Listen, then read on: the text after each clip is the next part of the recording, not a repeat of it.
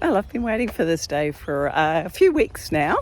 So today I'm heading off to pick up my new van, and I'm going to get public transport because otherwise I have to rely on someone else to take me. So, yep, come with me and enjoy the journey. So, welcome to Anne's Space. For those who haven't been here before, my name's Anne and I'm a full-time traveller, a lot of the time in Australia and then also overseas. So my first mode of transport today is the train.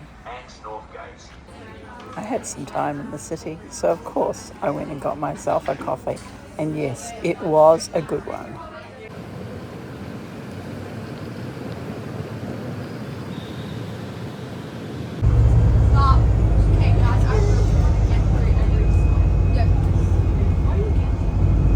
Wow, I've arrived. That's where I'm going to pick up my van.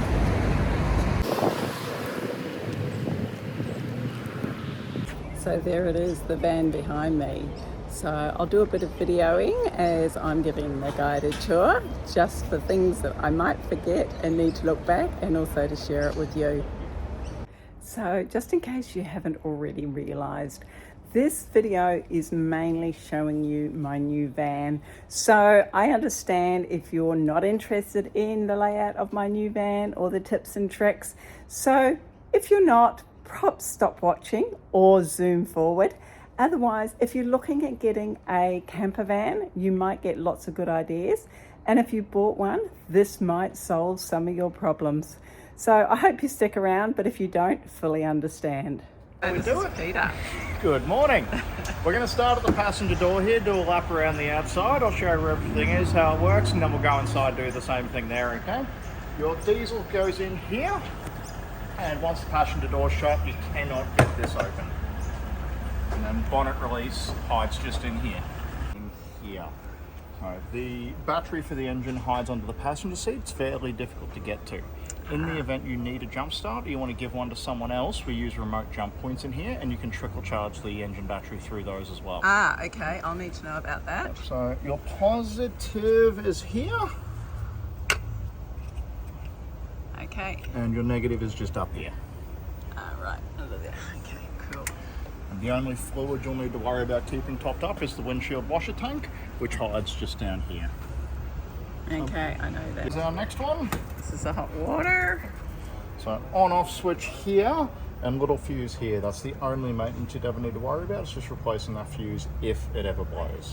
Okay. And best just to leave that on. It's mostly just for maintenance to be able to turn it off, work on it safely. So you leave it on. Yep, Okay. You do turn it off, you turn it off inside. You've got two ways to do it in there. Your grey water drain is just down here, and your fresh is just behind it. Are you familiar with cam lock fittings? So you can connect the hose on while you're draining the tanks out. Okay, yes. And I'll show you those once we get inside. The exhaust down here is for your diesel heater, and we've got power coming in here on a 15 amp lead with your circuit breakers right next door. Okay, so if it overloads, those will just flick off. Bingo. Yeah. We hang the cord on the hook here for two reasons. Number one is that it keeps the weight of the cord away from the pins in here. And should anyone trip themselves up on the way past, they're less likely to take the power out with them. It allows the door to swing open. Okay, same as what I had on the Sprinter. It's great. It is so good to have a van that's so similar. So for those on this side, it does conflict with the awning, so I wouldn't. If you're going to use the awning, I wouldn't open it past the 90 degrees. Yeah. This box here has got a doona and some pillows to go on the bed. Okay. And there'll be a bag somewhere inside that'll have doona, cover and pillowcases. So the only thing you'll need to make the bed up is your bottom or fitted sheet. Okay. Yep. Okay. I didn't know what was included. That's the bag in there for the cool covers and pillowcases. Okay. Yeah. Fold up black bag. That's got some silver reflective sunshades for your front and back windows. Little suction cup on there. Okay. Yes. And the flat black bag is a pop-up shower tent for the external shower just here. Okay, so we've got a hole down here. Yeah, just under the rubber seal here, that's where you access the spare tyre. Some of the tools that are under the driver's seat fit together, go through the hole onto a bolt and wind it down. Okay, so that's the spare tyre, right. Something else that's the same as my Sprinter is this Fiamma awning. You've had those before? Yes, which I've grown to like a lot. The step allows it to slide out. Ah, yes. Here we go, we got the inside. Woohoo. Fire extinguisher just here, and then these light switches. One will do your entrance lights, the other one will do the side light. Just up there. Yep. And then the off button will turn off every light that doesn't have a switch on it. So that one's got a switch on it, same with your reading lamps, it won't turn those off. Ah, okay, yes. Right, if you'd like to battery, I'll just run through the fridge while you're down here, just so you can see the controls a bit better. Okay. Just cool down. Okay, so that's... Negative 17 on the freezer, 1 degree in the fridge. Ah, okay, yes, yes. Press the gear and you can see what they're actually set to. So the fridge is set to 0 and the freezer is set to negative 20. While the number's flashing, you can adjust that up and down. Ah, okay, that's useful to know. Power controls everything not 240 volt, which in here is going to be the air conditioner. Air conditioner is mains only, so you need power plugged in. The house battery will do everything else in here. So, the power in the bottom right hand corner is a 12 volt system. The only time you'll never turn this off. You're living in this, right? Yeah. Yep, you'll never turn that off, because if you turn that off, the fridge turns off. Okay, so if I put it in storage, I need to turn it off. Yes. Okay. But while you're traveling and living in it, you need to keep that on for the fridge to work. Right, yes. And then HWS is hot water system, pump is the water pump. You've got solar on the roof, 7 amp coming out, not really being replaced at the moment just because the battery is fully charged, mains is connected as well. Once we turn the engine on, we'll see this alt light up. That's the alternator charging the batteries via the DC-DC charger. Okay, so can you tell me what minimum I should let it get down to before I have to either run the engine or drive or get more sun? 10%? Okay. Yeah. Lithium batteries, they're pretty durable. Like, you don't want to run them dead flat, but they're not as finicky as the AGMs and the leaders. It means nothing. We could see that change from 0 hours up to 999. It's fictional right now. Once we unplug, it'll tell you how long until the battery's discharged, and when you plug in without a full battery, how long until they're charged back up. Oh, okay, right. That's taking into consideration current situation of current sun. Yes. Yep. 13.4 volt in your 12 volt battery, which is beautiful. No amp coming in, 120 amp hour battery in here. Okay. Yeah. There's 4 screens which you can reach from these white tabs at the top, or you can swipe in between them. Right. Okay. So that's your drinking water, that's your grey water tank, and they're going to go up and down in 25% increments. The probe going into the tank has 4 sensors, so as the water reaches the next sensor, it's a 25% jump. Okay, so tank 1's fresh water, tank 4 is grey water. Correct. And the night mode, before I get away from it, that is to help you get a better night's sleep. It halves the battery charge rate on the house battery and slows the fan down on the management system, so it's making less noise overnight. There is an app you can get on your phone, so you control everything on this on your phone. Did you want to get that set up while you're here? Yes. Beautiful. I'll get you to download an app. Okay, so I've got the hot water control up here. 26 degrees, just the ambient temperature. It's the water in line at the moment. You can adjust the set temperature from 50 down to 35 degrees. And you can have it display in degrees Fahrenheit if you like. No thanks. No one takes me up on that. I knew that. So for washing up, I'd leave it on 50 degrees. It makes it easy to clean everything up. But for showering, just play around with it to find a temperature where you're comfortable only using the hot water. It doesn't make sense to use gas heating it up to 50. Just throw cold water in and cool it back down. Of course. Button pressed in. If I release it too quickly, the flame does go out. Oh, so that's the button. Oh, the button in the centre there. This one. Oh, that's just the igniter. Yeah. So this one I need to keep pressed in. If I release it too quickly, flame goes out. Okay. There's a valve that needs to warm up to let the gas flow. They've put that in there so that if the flame is blown out by the wind or anything else, it'll cool down, stop the gas from flowing. Right. This lid is tempered glass, so when you have been cooking, just wait 10 or 15 minutes for it to cool down, or it can shatter. System and water pump down the bottom. Okay, so that's under the sink. Yeah. Don't need to worry about that. And then in this drawer, we've got a couple of goodies. So this is a power cord to go along with that 12 volt supply outside for a Starlink. Okay.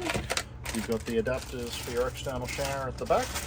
Right, okay. One will go under the door, and then this other one you can mount up a little bit higher. Okay, so how do they attach to the door? You'll see these 2 clips poking out.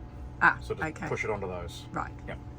And then this one, we do not suggest you to go drilling in anywhere. Double-sided tape or Velcro tape's all you'll need to hold this up. These little goodies. Antenna cord, HDMI cord.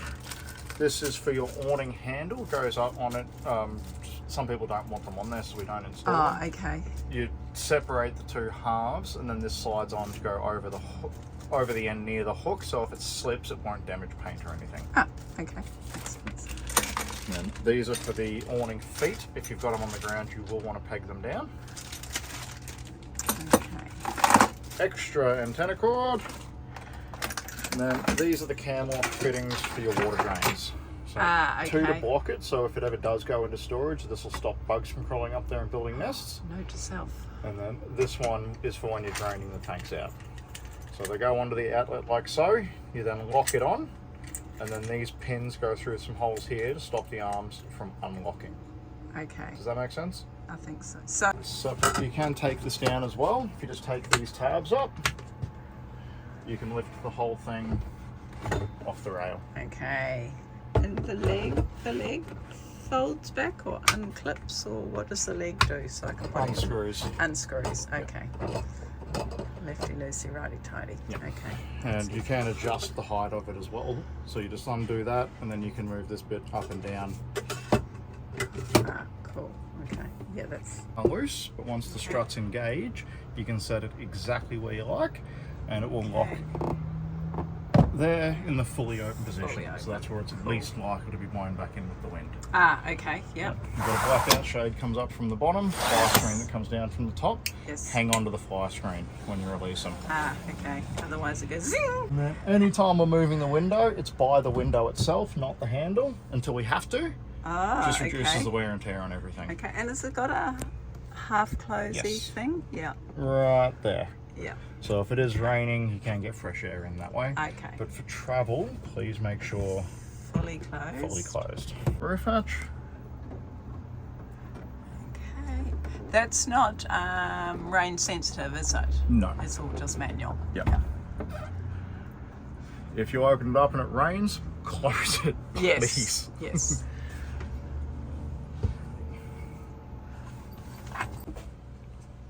Okay, and that's the diesel heater hose, Yes. I'm assuming. So that'll be putting out hot air down there. I'm very excited to have a diesel heater. Very excited. This little white block here has got a USB A and C on the bottom to charge devices up as well. Okay. More storage on the other side. Woohoo! Won't know what to do with myself. Easily accessible.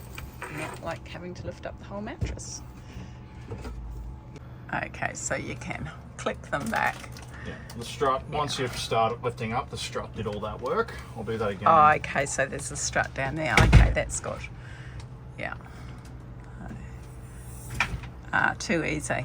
So, okay, house battery and management system. So the house battery's on the bottom. This is your management system here. That's the 12 volt management system, DC-DC charger, solar regulator. Right. Okay. This top panel lifts away. And that gives you access to all of your 12 volt fuses. Okay, touch screen there, but that only goes off the 240 volt, so I doubt whether I'll be using that very much at all. Now we're in the cab. Window and mirror controls are on your driver's door. That's usual. This KG button is kind of like an overdrive function. It'll shorten the gear ratio and give you higher rev range in the top end, so you can accelerate a bit quicker, get up hills a bit easier. Oh, so that's going up the hill? Yeah. Okay. Wouldn't want to use it all the time because it will dramatically increase fuel consumption. Okay. Yeah. This dial here will move your headlights up and down within a small range. Yes. Yep. And then these buttons here will take you through your dash screen. Okay. Dash screen buttons. And then this stick is for the windshield wipers. Indicators and headlights are on this side. Okay. Yeah. Okay. Cool. Behind the steering wheel, you've got these controls here, so they pull towards you. You've got volume up and down, or take an end of phone call, or mute the radio in the middle. Okay. The buttons on the top one will say radio, that'll put you to the radio, and then media will put you onto your phone so you can listen to Spotify and whatnot. Okay. There's a little dial wheel on the back of it. When you're on the radio, that'll take you through the frequencies. Okay. Just that one there. Thank you. Okay. Right, I'm going to come through to the passenger seat to go through the rest of them. And here is for cruise control, off in between, or speed limiter at the top. Ah, okay. It's an either or system because they're both controlled on the steering wheel. Ah, okay. So they're up there as well. Okay, cool. Aircon controls we'll skip past. And I'll get you to put your foot on the brake for me and turn the engine on. Just once now. So this turns off your lane keep assist. Oh, lane key. Okay. Yep. Okay. And this one turns off blind spot warnings. Okay, so we've got blind spot and lane. You've got central locking, hazard lights, and then grip extend. What's that? Traction control. Yeah, grip extend. Grip extend. Yeah. Okay. So for loose gravel, wet roads, that sort of thing. Gear on here. No park gear because it's a AMT. Is that what it is? AMT? I just say Renault. Yeah. Yeah. Because it's a manual transmission auto, and I'll put some notes on that. It's rather unique. Yeah. So when you drive into somewhere or you reverse in, turn the engine off in gear. So if you drive in, you turn it off in drive. If you reverse in, turn it off in reverse. That then becomes your park gear. That's why you had to have your foot on the brake, turn the engine back on. When you turn the engine on, it'll shift itself into neutral.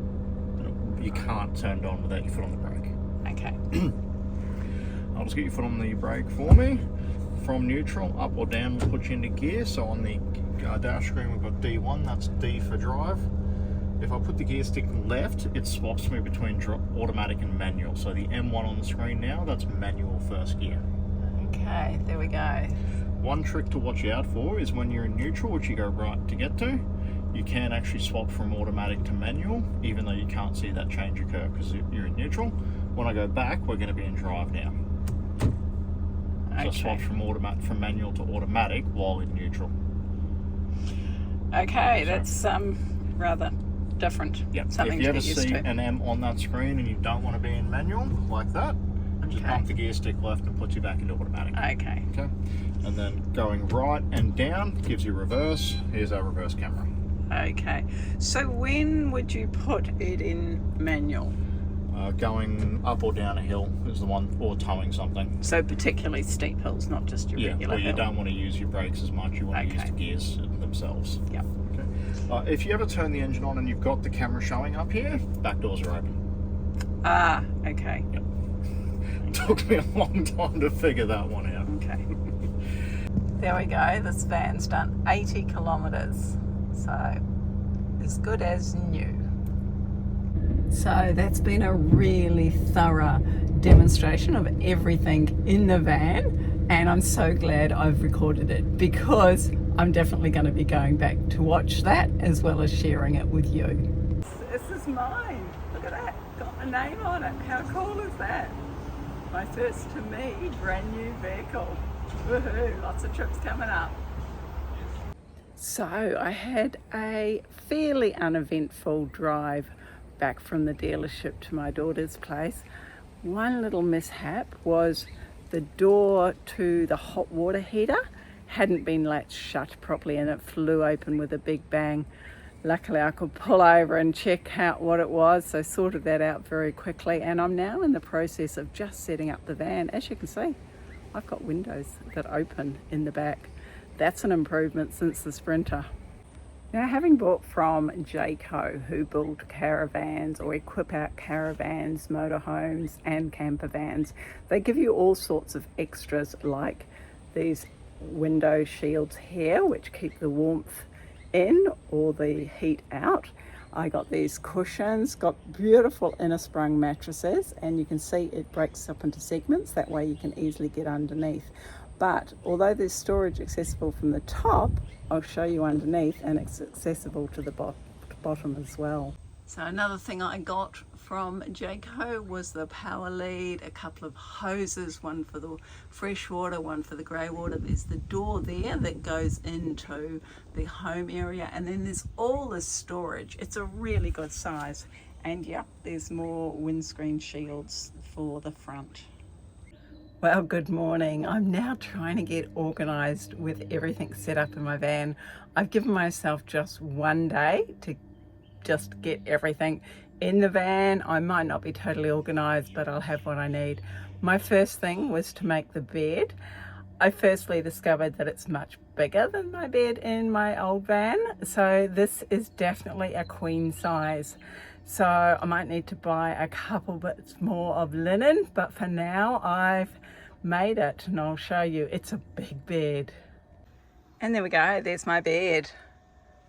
So I've got my blinds up at the back there. They were included, I think I've already mentioned that. And yeah, it's nice to have my windows wide open, letting in a little bit of breeze. So I hope that you got some use or some value out of my video this time. It's not like me to do a fully instructive video like this one. It'd probably be the only one I ever do. But I just thought there's so much information, and actually every time I watch it, I learn something new. And I have actually joined a Facebook group for these vehicles, the RM19s. So that has also been very useful, wonderful group of people. So I'll finish this video now, and thank you for watching till the end, and bye for now until next time, where I actually start sharing some of my travels.